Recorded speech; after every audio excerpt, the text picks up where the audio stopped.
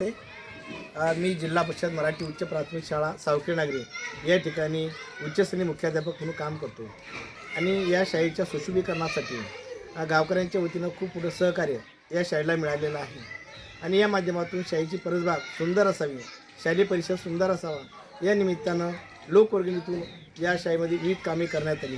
त्यामध्ये एक महत्त्वाचा भाग म्हणजे परसबाग। या परसबागेमध्ये शालेय पोषण आहार अंतर्गत विविध प्रकारची फळभाज्यांची लागवड या ठिकाणी करण्यात आलेली आहे। यामध्ये आपण वांगी लावलेली आहेत, त्यानंतर या ठिकाणी मेथी आहे, टमाटे आहेत, पालक आहे, त्याचप्रमाणे इकडे समोर यानंतर या ठिकाणी आपण शेंगडे लावलेले आहेत आणि कोथिंबीर आहे, त्याचप्रमाणे वांग्याची सुद्धा या ठिकाणी लागवड मोठ्या प्रमाणामध्ये करण्यात आलेली आहे। या माध्यमातून मुलांना दररोज शालेय पोषण आहारामध्ये पालेभाज्यांचा वापर करण्यात येतो।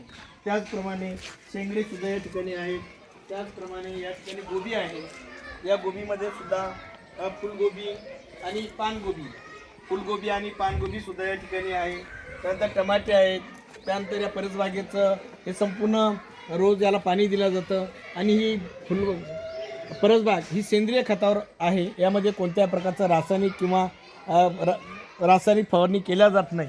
त्यामध्ये या ठिकाणी आपण लसूण लावलेला आहे, तो लसूणसुद्धा या ठिकाणी आता बऱ्यापैकी झाला। या ठिकाणी गोबी आहे, या गोबीमध्ये फुलगोबी आहे, पानगोबी आहे, टमाटे आहे, कोथिंबीर आहे, शेंगडे आहेत, त्यानंतर लसूण आहे आणि पलीकडचा साधा शापू आहे, त्यानंतर समोर पालक आहे आणि मेथी आहे। अनेक प्रकारची फुलझाडं, फुलभाज्या यांचा वापर आपण या ठिकाणी परसबागेच्या माध्यमातून शाळेचे सौंदर्यीकरण असेल किंवा शालेय पोषण आहारामध्ये यांचा दैनंदिन वापर केला जातो। यामध्ये या सगळ्यांची जोपासना आणि संवर्धन करण्यासाठी शाळेतील विद्यार्थी खूप कष्ट करतात, त्याचप्रमाणे शाळेतले शिक्षकसुद्धा या ठिकाणी खूप मेहनत करतात आणि परसबाग सुंदर बनवण्यासाठी त्यांनी अतिशय खूप मोठ्या प्रमाणामध्ये सहकार्य केलेलं आहे आणि यांचा वापर आपण दैनंदिन शालेय पोषण आहारामध्ये करण्यात येतो आणि या शाळेचा परिसर अति सुशोभित झालेला आहे। यामुळे ही शाळा मुख्यमंत्री माझी शाळा सुंदर शाळा यामध्ये सुद्धा आपण आपल्या शाळेचं नामांकन करण्यात आलेलं आहे आणि या शाळेची गुणवत्ता असेल, शाळेचा भौतिक परिसर असेल आणि सगळ्या गोष्टीमध्ये अतिशय शिक्षक वर्ग अतिशय मेहनत घेऊन या शाळेच्या सुशोभीकरणासाठी, या शाळेच्या भौतिक व गुणवत्ता विकासासाठी अतिशय तन मन धनाने या ठिकाणी मेहनत करतात आणि अतिशय सुशोभ रमणीय सुंदर वातावरण या शाळेचं परिसराचं झालेलं आहे। यामध्ये गावकऱ्यांचा खूप मोठ्या प्रमाणात सहभाग आहे। त्याचप्रमाणे शाळा व्यवस्थापन समिती यांनी सुद्धा मोठ्या प्रमाणामध्ये यामध्ये सहभाग घेतलेला आहे।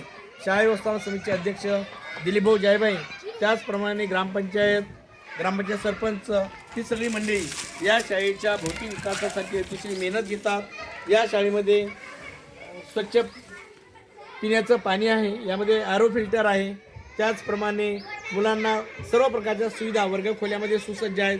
सगळे वर्गखोल्या बोलक्या आहेत, सगळ्या वर्गामध्ये फॅन आहे, ट्यूबलाईट आहेत, चटई आहे आणि सगळ्या प्रकारच्या भौतिक सुविधा शाळेमध्ये शैक्षणिक साहित्यसुद्धा मुबलक प्रमाणामध्ये या शाळेमध्ये उपलब्ध करून देण्यात आलेले आहे आणि या शाळेच्या भौतिक आणि गुणवत्ता विकासासाठी सर्व शिक्षक अतिशय तळमळीनं या ठिकाणी कष्ट घेतात, मेहनत घेतात।